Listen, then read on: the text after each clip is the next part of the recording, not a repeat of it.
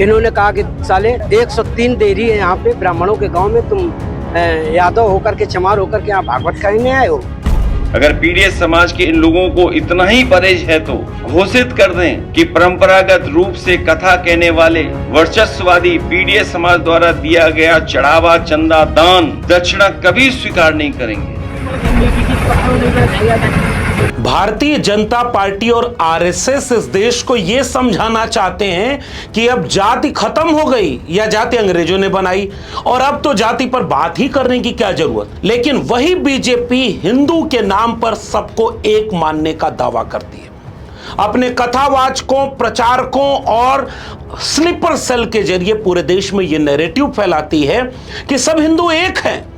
लेकिन जब से इटावा में एक यादव समाज से आने वाले कथावाचक का कथित तौर पर सवर्ण कहने वाले लोगों ने अपमानित किया, जलील किया, तब से एक और उदाहरण इस बात में जुट गया है कि हिंदुओं के भीतर इस जाति के नाम पर अपमानित करने का काम जो सदियों से चला आ रहा था वो आज भी बंद नहीं हुआ है। पहलगाम में हमला हुआ, आतंकियों ने धर्म पूछा और गोली मार दी। बीजेपी और उनके ट्रोल आर्मी ने, अंधभक्तों ने, कथित तौर पर जाति को नकारने वाले लोगों ने पूरे देश में यह मुहिम चला दी और खुद बीजेपी उसमें शामिल थी।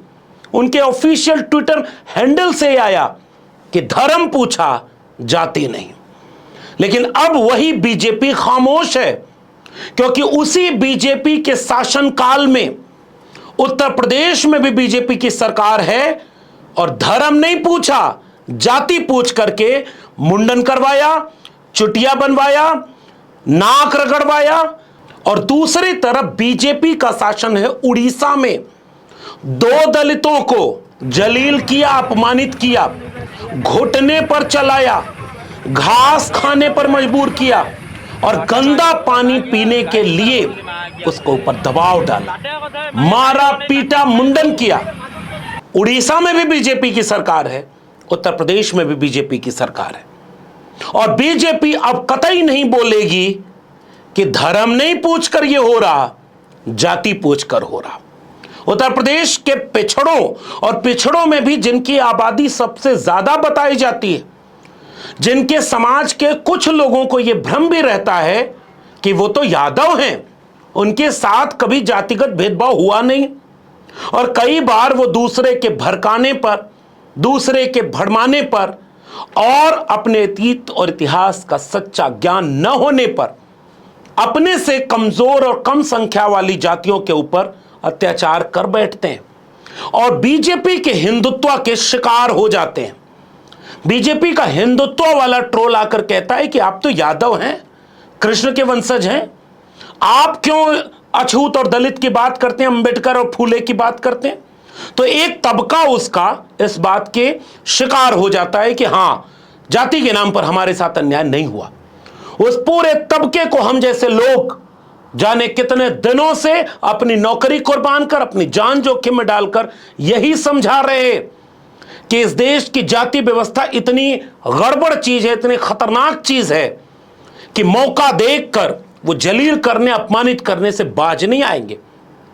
आप अपने नाम में जोड़ लो छत्री, आप अपने नाम में जोड़ लो कि हम बाहुबली हैं, लेकिन जहां मौका मिलेगा वो आपको इस बात का एहसास कराएंगे कि आप उनकी नजर में नीच हैं, अछूत हैं और आपको अपमानित और जलील करेंगे। और यह कोई नई घटना नहीं है। जब उत्तर प्रदेश में मुख्यमंत्री थे राम नरेश यादव और उन्होंने ओबीसी के लिए आरक्षण लागू कर दिया था। बिहार के मुख्यमंत्री थे कर्पूरी ठाकुर, वो नाई समाज के आते थे, उन्होंने ओबीसी के लिए रिजर्वेशन लागू कर दिया था। वो कौन लोग थे जो कर्पूरी और राम नरेश यादव को गालियां दे रहे थे?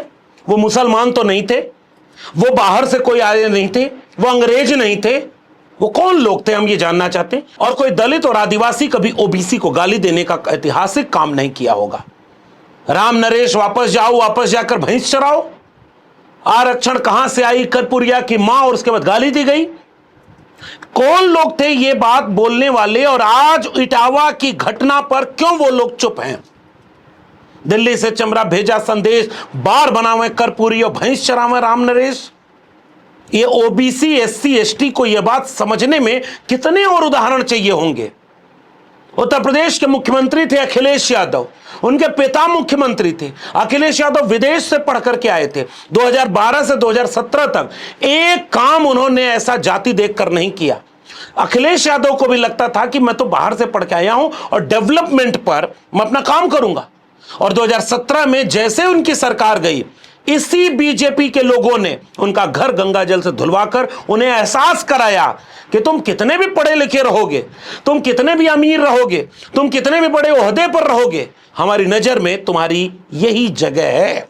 और आज भी अखिलेश यादव इस बात को कहते हुए पीडीए का स्लोगन देकर पीडीए पर राजनीति को केंद्रित कर रहे हैं। आदरणीय मायावती जी यही लड़ाई लड़ती रही, कांशीराम जी यही लड़ाई लड़ते रहे, आदरणीय नेताजी मुलायम सिंह यादव यही लड़ाई लड़ते रहे, जगदेव बाबू इसी लड़ाई को लड़ते लड़ते शहीद हो गए जो कुशवाहा बिरादरी से आते थे। बीपी मंडल जब मुख्यमंत्री बने तो बिहार में वो यादव समाज से आते थे और गंगा में रिफाइनरी का तेल रिसने से आग लग गई तो सदन में खड़े होकर के एक व्यक्ति ने कहा, उसका नाम था विनोदानंद झा, कि अब शूद्र मुख्यमंत्री बनेगा तो गंगा में आग नहीं लगेगी तो क्या होगा। और उसके बाद वह मामला यह रहा कि ओबीसी अपमानित किया जा रहा है। कथावाचक कौन हो सकता है? ये किस धर्म में लिखा है कि किस जाति के लोग कथावाचक होंगे? और कौन है वो धर्म के ठेकेदार जो इस बात पर क्यों नहीं सामने आकर बोल रहे? कल से आज तक 24 घंटे बीत गए। अब मैं इसका एनालिसिस करना चाहता हूं। समाज उग्र है, समाज उत्तेजित है। यादव समाज के लोग अब ये समझ रहे हैं कि ये जलील करने वाले लोग कौन हैं। किसकी नजर में हमारी जाति खत्म ही नहीं होती, किसकी नजर में हमारी जाति का कोई व्यक्ति अगर कथा कहने लगे तो वो अपमानित किया जाएगा। और वो भी इतना अपमानित और इतना जलील करना, उस व्यक्ति का वीडियो आपको सुनना चाहिए जो व्यक्ति इस पीड़ा को कह रहा है। इन्होंने कहा कि साले ये 103 देरी है यहाँ पे ब्राह्मणों के गांव में, तुम यादव होकर के चमार होकर के यहाँ भागवत कहने आए हो। और इन्होंने बहुत हमें मारकूट करना शुरू कर दिया। रात भर इन्होंने बहुत टॉर्चर किया सर, यहाँ तक कि हमारे बाल काट दे। और जो परीक्षित बना था, परीक्षित की मैडम से इन्होंने मूत्र, बोले भाभी आप अपना मूत्र ले आओ, उसे मूत्र से हमारे ऊपर छिड़का इन्होंने। बोले ये अब पवित्र हो गए, ब्राह्मण के ये मूत्र तुम्हारे ऊपर पड़ गया, अब तुम पवित्र हो गए, अब बताओ। और मैंने कल भी इस बात को सबूत के साथ कहा था, आज फिर कह रहा हूं, कथित कथावाचकों में एक से एक मस्खरे मिलेंगे, चुटकुले बाज मिलेंगे, नौटंकी बाज मिलेंगे। उनका धर्म से कोई वास्ता नहीं, लेकिन वो एक अच्छे कथावाचक बनकर के करोड़ों करोड़ रुपया कमाएंगे, महंगी गाड़ियों और हेलीकॉप्टर में चलेंगे, विदेश में छुट्टी मनाएंगे। कोई उन पर यह आंच नहीं उठाएगा कि उनकी मेरिट है कि नहीं, उनके पास ज्ञान है कि नहीं, वो कौन सा धर्म का काम कर रहे हैं। अरे किस धर्म में लिखा था इन मस्खरों को कथावाचक करना? लेकिन वही कथावाचन का काम अगर ओबीसी करेगा, दलित करेगा। और याद रखिएगा, इटावा की घटना का एक और विश्लेषण जरूरी है। पता है, यादव थे फिर भी उनसे कहा कि तुम तो चमारते हो। मैं बोलना नहीं चाह रहा, उस जाति के नाम पर गालियां बनाई हैं, इसलिए जाति के नाम लेने पर भी आपत्ति बनाई गई है, इसलिए हमने इस शब्द को बीप कर लिया। लेकिन याद रखना, यादव को यह कहते हुए पीटा कि तुम तो लगते चमार हो। इसका मतलब क्या है? उनकी नजर में ओबीसी और दलित दोनों की यही जगह है। और ओबीसी के जो लोग, दलितों के जो लोग कंधे पर धर्म की पालकी ढो रहे हैं, उनको भी मैं कहना चाह रहा हूं, ये बीजेपी की सरकार धर्म के नाम पर यही करेगी। जाके उड़ीसा में पता करना, जिस दिन से बीजेपी की सरकार बनी है उड़ीसा में क्या हो रहा है। एससी एसटी ओबीसी का हक मारा जा रहा, आरक्षण खत्म किया जा रहा, नौकरी बर्बाद कर दी गई। जहां जहां उनकी नौकरी और आरक्षण था वो सब खत्म, वो सब कॉन्ट्रैक्ट और आउटसोर्स हो गया। और उनको यह कहा जा रहा है कि धर्म खतरे में है, ईसाई मिशनरियों से लड़ो और मुसलमानों से लड़ो। इस उड़ीसा में जब से बीजेपी आई है, जाने कितने दंगे कराई है। यही काम वो यूपी बिहार में करती है। इसी यूपी बिहार के ओबीसी और दलित अगर दंगाई हो गए होते तो इस भारत को कोई बचा नहीं पाता। लेकिन दंगाई होने से बचाने के लिए कभी कोई फूले बन करके आया, कभी कोई जगदेव बन करके आया, कभी कर्पूरी बन के आया, कभी मंडल बन के आया। इसी यूपी बिहार में जो कबीर रैदास की धरती थी, उस यूपी बिहार को सांप्रदायिक होने से बचाने के लिए शुरुआत में जो काम कांशीराम जी ने किया 1995 तक, जिस काम को उस दौर में आदरणीय लालू जी और आदरणीय नेताजी ने आगे बढ़ाया, सांप्रदायिकता से लोहा लेने का, सांप्रदायिक ताकतों से समझौता न करने का, वो पहचानते थे कि ये सांप्रदायिक ताकतें धर्म की आड़ में राजनीति करेंगी और जब मौका मिलेगा आपके लोगों को जलील करेंगी। इटावा की घटना एक बहुत बड़ा संकेत है। इटावा की घटना इस बात का इशारा कर रही है कि जाति इस देश को लील रही है, भीतर भीतर खोखला कर रही है। लेकिन क्या ओबीसी समाज के लोग इटावा की घटना से इस बात का सबक लेंगे कि आइंदा कभी वो अपने से कमजोर या कम संख्या वाली जाति, उसके ऊपर कभी उनकी लाठी न चले? क्योंकि आपको उनके बराबर जिसने खड़ा किया उसको पहचानना आपकी जिम्मेदारी है। आपकी लड़ाई उससे है ही नहीं, लेकिन जमीन पर उनसे लड़ाई लड़वाई जाती है। दलित को दलित से लड़ाओ, फिर दलित को ओबीसी, पिछड़े को अति पिछड़े से लड़ाओ, और आपस में सब लड़ते रहते हैं। लेकिन जब जब मौका मिलता है, जो इस व्यवस्था के शीर्ष पर बैठे हैं, बड़ी आसानी से आपको जलील करके आपको आपकी जगह दिखा देते हैं। तुम कथावाचक बनोगे, तुम्हारी इतनी हिम्मत, तुम हमारे पेशे में आ जाओगे, तुम हमारा काम करने लगोगे। कल तक तुम पैरों में पड़े थे। मैं एक सवाल पूछना चाहता हूं कि कोई धर्म का आदमी क्यों नहीं इस बीच में बोल रहा है? जितने कथावाचक हैं वो क्यों नहीं बयान आया उसका? वो गुच्ची का चश्मा पहनने वाले उस नौटंकी वाले कथावाचक का बयान क्यों नहीं आ रहा, जो पिछले दिनों रैली करके कह रहा था जात पात की करो विदाई, हम सब हिंदू भाई भाई? देखो इसका चेहरा। ये कथावाचक क्यों नहीं ये बोल रहा कि कथावाचक तो कोई भी कर सकता है जो ज्ञान हो, जो पढ़ लिख ले? इसीलिए हम ये बात बार बार कहते हैं कि मेरिट का तर्क आधारहीन, कुतर्क और बेहुदा तर्क है। मेरिट नहीं देखते जातिवादी लोग। एक बार मैं डिबेट में बैठा था, और डिबेट में बैठ करके जब मैं कोई बात कह रहा था, उस समय शूद्र पर डिबेट चल रही थी, आपको याद होगा। और शूद्र पर जब मैंने अपनी बात रखी कि ऐतिहासिक विमर्श हजारों साल के शोषण से लड़ने का क्या है, तो मेरे पैनल में टीवी पर बैठ करके 3 तरह के बाबा, चोला पहने हुए बाबा बैठे थे। उनमें से एक बोल पड़ा कि हमारे यहां कर्म के आधार पर जाति व्यवस्था बनी है, जो जैसा कर्म करता है उसको उस जाति व्यवस्था में माना जाता है। जन्मना जायते शूद्र गुण कर्म विभाजित। जन्म से तो सब शूद्र होते हैं, गुण और कर्म के आधार पर जातियां तय होती हैं।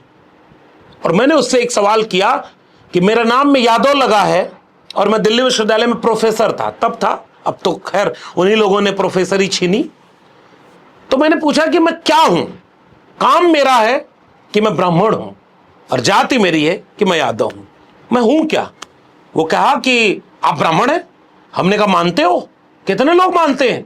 दिल्ली विश्वविद्यालय, जेएनयू में, देश भर के विश्वविद्यालयों में जितने दलित पिछड़े प्रोफेसर हैं वो सब ब्राह्मण हैं क्या? चुप हो गए, क्योंकि वो एक ऐसी जाति व्यवस्था, इसीलिए डॉक्टर बाबा साहब अंबेडकर ने कहा कि वो क्लोज्ड ग्रुप है, बंद समूह है, न उसमें कोई आ सकता है न उससे कोई जा सकता है।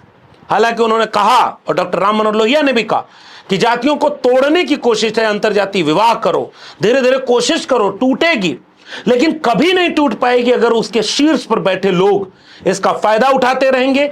हर तरफ वही होंगे, वो वही ब्यूरोक्रेसी में होंगे, वही थाने में होंगे, वही पुलिस में होंगे, वही कचहरी में होंगे, वही वकील बने होंगे, वही जज बने होंगे। 100 में 90, आबादी है 10% और जगह घेरे हैं 90%। 100 में 90% प्रोफेसर, डॉक्टर, इंजीनियर, वकील, ब्यूरोक्रेट, ठेकेदार, जमीन का मालिकाना हक, चौराहे की चट्टी चौराहे पर बैठने वाले। तो फिर आपकी औकात यही बताई जाएगी, नाक रगड़ो, पेशाब पियो, मुंडन कराओ, आइंदा कभी आए तो और पिटाई होगी। और अगर तुम उड़ीसा में हो, घास मुंह में दबाओ, घुटनों के बल चलो, ये गंदा पानी पियो और झुक करके माफी मांगो, तुम्हारी जगह ये है। इस देश को दुनिया के किसी बाहरी आतंकवाद से उतना बड़ा खतरा नहीं है, क्योंकि वो दिखता है जब आपके सामने से गोली मारता है और आप चिन्हित करके उसके खिलाफ लड़ाई लड़ लेते हैं। लेकिन इस देश को खोखला करने वाला ये जातिवाद, इससे कब लड़ाई लड़ी जाएगी? और कहां हैं वो लोग जो इस बात का दावा करते थे कि अब इस देश में जातिवाद खत्म हो गया? क्यों नहीं बोल रहे इन सब चीजों पे? धर्म पूछा, जाति नहीं। इस पर तो सबने ट्वीट किया था। इस पर क्यों नहीं बोल रहे कि धर्म नहीं पूछा, जाति पूछी।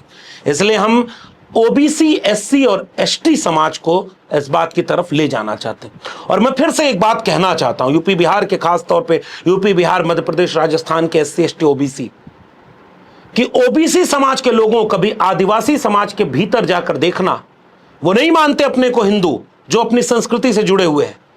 बीजेपी उनके ऊपर हिंदुत्व थोपती है, लेकिन वो लड़ रहे हैं। दलित समाज, शेड्यूल कास्ट के लोग, उनके भीतर भी बीजेपी धर्म को घुसाती है ताकि उनमें भी पालकी ढोने वाले निकल आए, और आ रहे हैं, उनको वोट दे रहे हैं चंद पैसे पर। लेकिन उस समाज में फूले अंबेडकर, पेरियार की बात पहुंची है, इसलिए वो लड़ते हैं, इसलिए वो इन चीजों से बचते हैं। वो कथा उथा नहीं सुनने जाते, वो बौद्ध कथा कहने लगते हैं। आप कब कहोगे ये कथा? कथा सुनने भी आपको जाना है, भगवान का नाम भी जपना है, और भगवान के नाम पर जो कथा कह रहा था उसको जलील होते हुए भी देखना है। फिर निर्णय तो आपको करना है, और निर्णय यह करना है कि इस सब के पीछे बीजेपी और आरएसएस है कि नहीं है।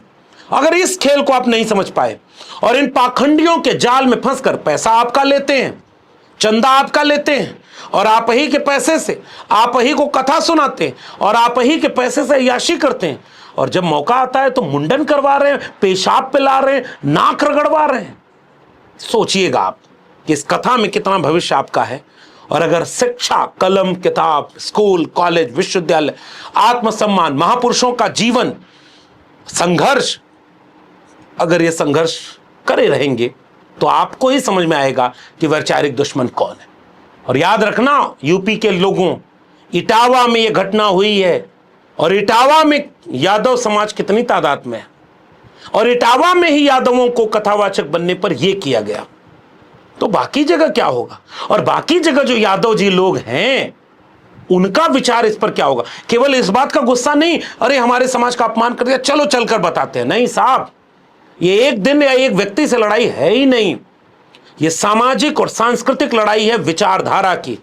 अगर आप अपने समाज को वैचारिक रूप से सजग नहीं करेंगे, अगर आप अपने समाज को 90% बहुजन एकता यानी पीडीए से जोड़ेंगे नहीं, अगर आप कल फिर लाठी उठाकर किसी अति पिछड़े या दलित समाज के व्यक्ति के ऊपर अत्याचार करेंगे, या कोई अत्याचार कर रहा होगा उस पर चुप रहेंगे, तो फिर अगली बार फिर कहीं ऐसे ही जलील होंगे। और अगर वैचारिक रूप से जुड़ जाएंगे और जाति व्यवस्था के खिलाफ जो अंबेडकर और लोहिया ने लड़ाई लड़ी, जो समाजवादियों और अंबेडकरवादियों ने लड़ाई लड़ी, उस विचार को गांव गांव पहुंचाने का मिशनरी काम करेंगे, तो धीरे धीरे समाज जागरूक होगा, पाखंड अंधविश्वास से बचेगा, शिक्षा और रोजगार की तरफ जाएगा, और अपने समाज को कभी अपमानित नहीं महसूस करेगा। अगर मेरी बात को समझ रहे हो तो उड़ीसा के उस दृश्य में दलित अपमानित किया गया, और यूपी में ओबीसी और उसमें भी यादव, यह सैंपल है। और समाज अगर जागरूक हो तो इसके बाद समाज में आमूल चूल बदलाव की बहार चलनी चाहिए, कि बीजेपी और आरएसएस की जहां जहां सरकार है वो ये काम कर रहे हैं।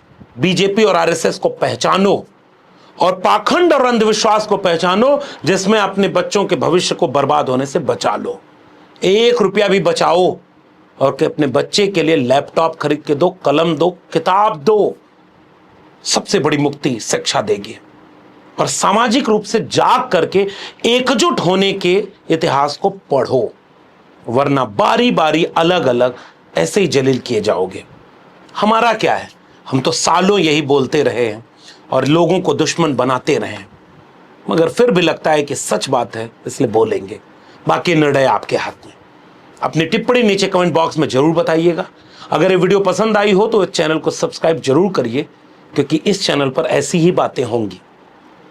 बेल आइकॉन यानी घंटी की बटन दबाएंगे तो अगली वीडियो की सूचना मिलेगी, और अगर चैनल को ज्वाइन करेंगे तो हमें आर्थिक मदद मिलेगी कि हम ऐसे ही बेबाकी से अपनी बात कहते रहें। अगर आप इस वीडियो को ट्विटर यानी एक्स या फेसबुक पर देख रहे हैं तो हमें फॉलो करना मत भूलिए। फिर मिलेंगे, तब तक के लिए बहुत बहुत धन्यवाद।